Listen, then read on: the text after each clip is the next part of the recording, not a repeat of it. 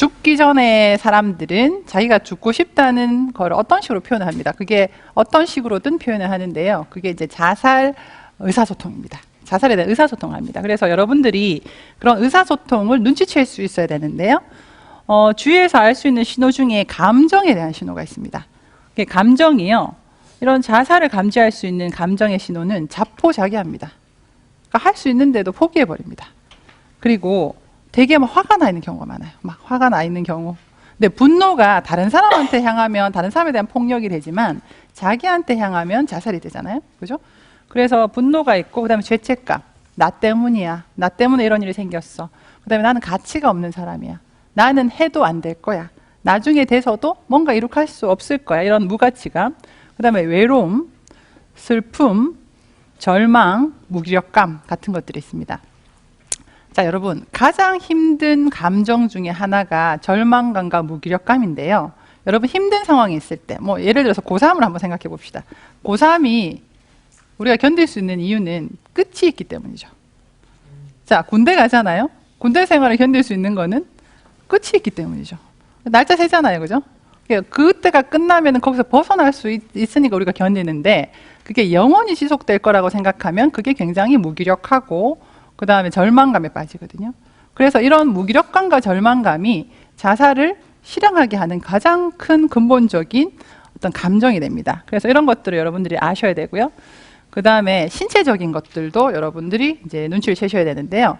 자기를 잘 꾸미고 자기를 잘 이렇게 케어하는 사람들은 그래도 삶의 희망을 갖고 사는 사람들인데, 외모에 신경을 쓰지 않고 수면 장애, 잠을 잘 들지도 못하고 자주 깨고, 그 다음에 성욕도 기본적인 인간의 욕구죠. 근데 성욕에 변화가 있거나 아니면 신체적 증상, 머리가 아프다, 배가 아프다, 그 다음에 어디가 아프다라고 얘기하고, 그 다음에 식욕이 떨어지거나 아니면 너무 많이 먹거나, 그래서 체중이 너무 많이 빠지거나 체중이 너무 많이 늘거나, 이런 신체적인 현상도 자살을 감지할 수 있습니다. 사실 이런 현상들은 제가 나중에 말씀드리지만 우울증의 증상들입니다.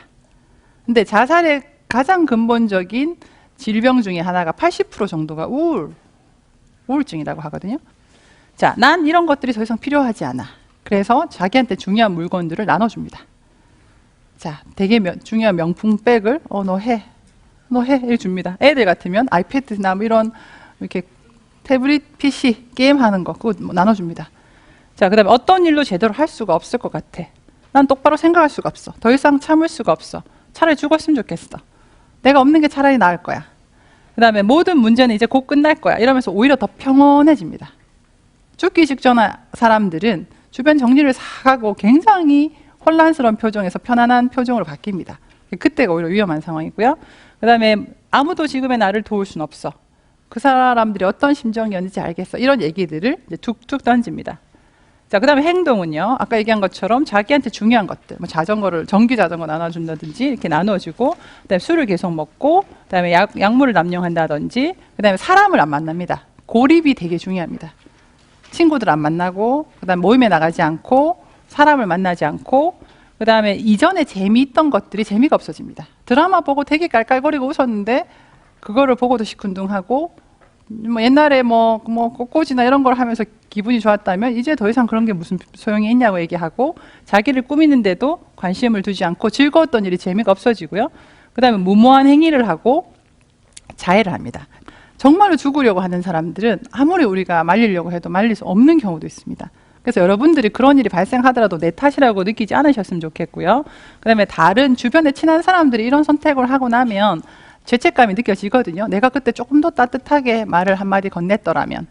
어떤 아이들은 이렇게 얘기합니다. 중간고사 기간에 뭐 수학시험을 치고 나서 어떤 아이가 자살을 했는데 그 친구가 와서 저하고 면담을 할 때 이렇게 얘기합니다.